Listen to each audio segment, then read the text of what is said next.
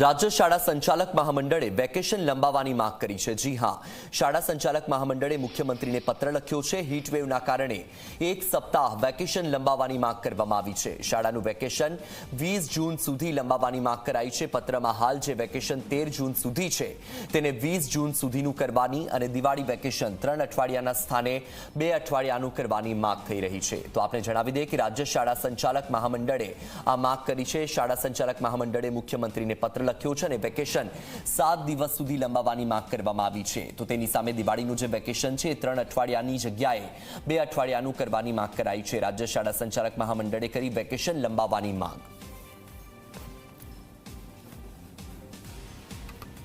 मुख्यमंत्री श्री भूपेन्द्रभाई पटेल साहेब ने राज्य शाला संचालक महामंडल तरफथी अमे एक रजूआत करी है कि अत्यारे छेल्ला 2 अठवाडियाथी आप जुओ तो रेड एलर्ट अने येलो एलर्ट अने एलर्टमां ज अने 46 डिग्री गुजरातनी अंदर हीट वेव चाल्या छे अने भविष्यना एटले आगामी 2 अठवाडियाना फोरकास्ट अमे चेक कर्या तो बी अमने 40-42 डिग्री રહેવાની સંભાવનાઓ જોવા મળેલ છે।